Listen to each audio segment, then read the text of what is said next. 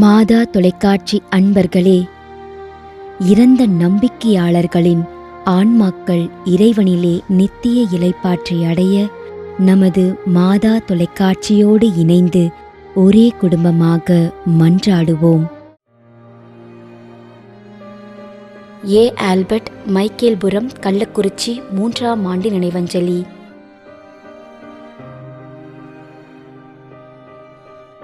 பிலோமின் ராஜ் 33ஆம் மாதம் நினைவஞ்சலி.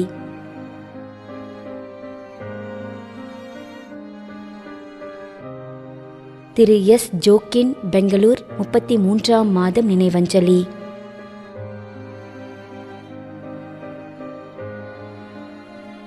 ரத்தினம் சில்வா 9ஆம் ஆண்டு நினைவஞ்சலி.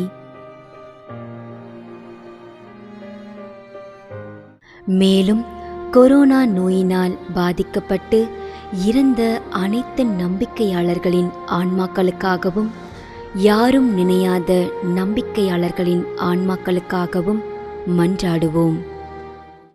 தந்தை, மகன், தூய ஆவியாரின் பெயராலே ஆமென். ஆண்டவருடைய பெயராலே நமக்கு உதவி உண்டு. விண்ணையும் மண்ணையும் படைத்தவர் அவரே. திருவெளிப்பாட்டு நூலிலிருந்து வாசகம். அதிகாரம் 14, இறை வார்த்தை 13. விண்ணகத்திலிருந்து ஒரு குரலை கேட்டேன். இது முதல் ஆண்டவரோடு இணைந்த நிலையில் இறப்போர் பேறு பெற்றோர் என எழுது என்று அது ஒலித்தது. அதற்கு தூய ஆவியார், ஆம், அவர்கள் தங்கள் உழைப்பிலிருந்து ஓய்வு பெறுவார்கள், ஏனெனில் அவர்கள் செயல்கள் அவர்களை பின்தொடரும் என்று கூறினார். ஆண்டவரின் அருள்வாக்கு. இறைவனுக்கு நன்றி.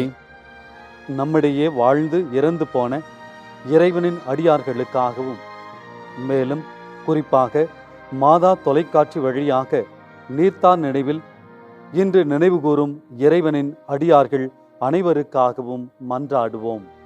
விண்ணுலகில் இருக்கின்ற எங்கள் தந்தையே, உமது பெயர் தூயது என போற்ற பெறுக. உமது ஆட்சி வருக. உமது திருவுளம் விண்ணுலகில் நிறைவேறுவது போல மண்ணுலகிலும் நிறைவேறுக. எங்கள் அன்றாட உணவை இன்று எங்களுக்கு தாரும். எங்களுக்கு எதிராக குற்றம் செய்வோரை நாங்கள் மன்னிப்பது போல எங்கள் குற்றங்களை மன்னியும். எங்களை சோதனைக்கு உட்படுத்தாதையும் தீமையிலிருந்து எங்களை விடுவித்தருளும். ஆமென். மன்றாடுவோமாக. இறைவா, இரக்கம் காட்டுவதும் மன்னிப்பு அளிப்பதும் உமது இயல்பு. ஆகையால் உமது திருவடிகளுக்கு வந்துள்ள இன்று நாங்கள் நினைவு கூறும் ஆன்மாக்கள் மீது இரக்கம் கொண்டு அவர்களுடைய குடும்பத்தார் மற்றும் மாதா தொலைக்காட்சி குடும்பம் செலுத்தும் ஜெபங்களை ஏற்று அவர்களது குற்றங்களையும் அவற்றிற்குரிய தண்டனையையும் மன்னித்து அமைதியையும் முடிவில்லாத வாழ்வையும் தந்திடுமாறு எங்கள் ஆண்டவராகிய கிறிஸ்து வழியாக உம்மை மன்றாடுகின்றோம். ஆமென்.